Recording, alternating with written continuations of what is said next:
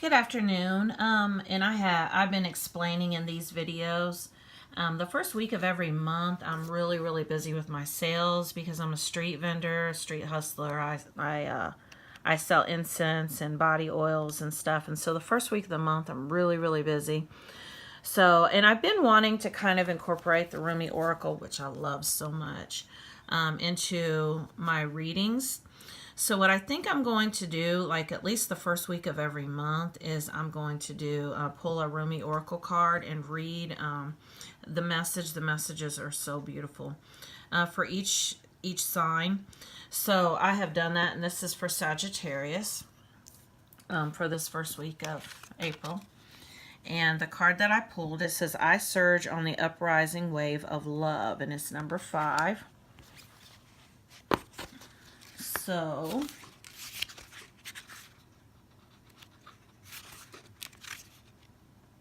I'm going to go ahead and read number 5, and it says here, my life can be summed up in 3 accounts. I was raw, I was cooked, and I was burned. Rumi. I surge on the uprising wave of love. No gravity can stop me from rising. The moon pulls the tide of life towards her, and my soul, in oneness with all my life, answers her call. A wave of love consumes me, and upwards I fly, flying through water to greet her shining body. Led by my heart, my wits are addled, and my mind becomes a blurry mess. And so I feel instead. Feel the truth of her love and the divine reflection she shines back on me from her radiant heart. Greater forces of planetary movements affect us all. We experience day and night through the interplay of the earth, sun, and moon. This is profound. This is a profound and obvious effect. The movements of the cosmos affect us deeply, body and soul. Some movements are perhaps less obvious in form, but are just as great, if not more so, in effect upon our spiritual growth and life experiences. You're going through a cycle, or very soon will be, by which you'll be moved by forces greater than your own personal will. This is a karmic period, a time during which the movements of greater planetary bodies will have an impact upon the earth and humanity. This is the way of things, greater cycles affecting smaller ones. The smaller ones are not less important, but they do have to bow to the power of the great in oneness with the magnificent unfolding divinity that is life itself. What we always have at our disposal is choice as to how we respond to these affecting movements and cycles. The effect of this karmic cycle now unfolding in your life is to bring you into sweet surrender and awakening into greater love. What a delicious divine destiny. However, even if we sense at one level that a shift has a positive end in store for us, we can encounter resistance and fear born of the ego in response to a stirring of a spiritual uprising.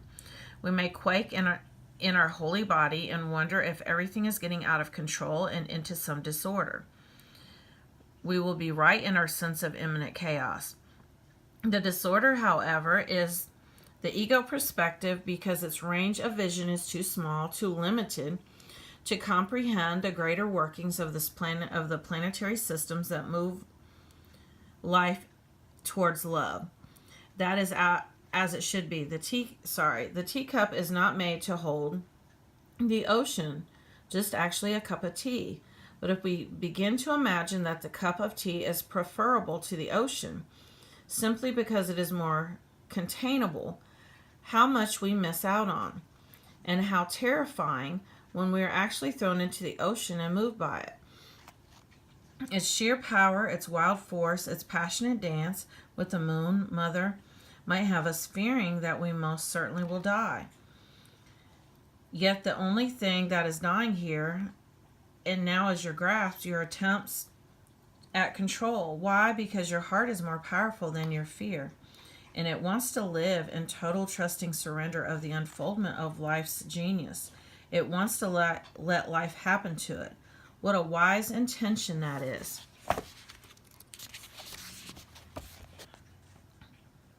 Why seek to impose a smaller and less interesting story upon life when the great master storyteller is weaving a fantastic tale of great love, great adventure, and sublime spiritual success?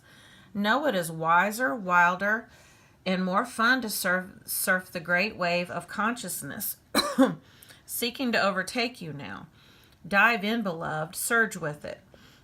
You're being given a gift of grace in this oracle. The promise that you won't drown and that you will, in fact, be given a glimpse of your own divinity should you choose to accept whatever will be offered to you.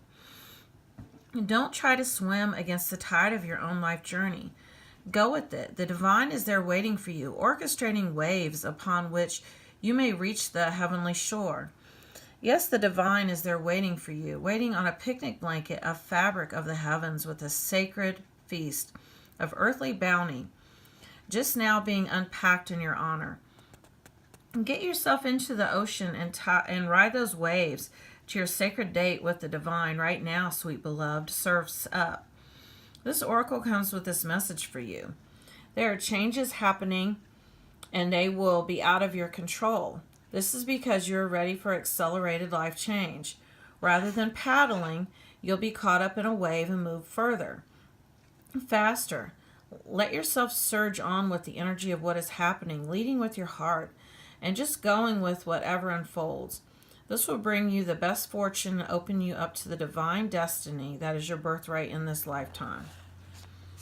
And I've been reading the Sacred Honoring Ritual too, just because they're so interesting. And placing your hands on your heart, say the following. The grace of life touches my heart and I am courageous. I surge, I rise. I meet the divine beloved in every twist and turn. I journey home on the wave of love, and I graciously accept the hand of my divine beloved, guiding me now through love, mercy, and grace. So be it. Close your eyes and focus on your heart.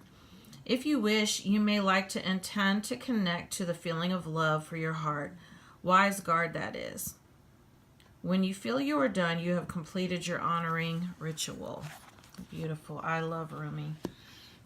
So Sagittarius, this is your monthly Rumi Oracle reading.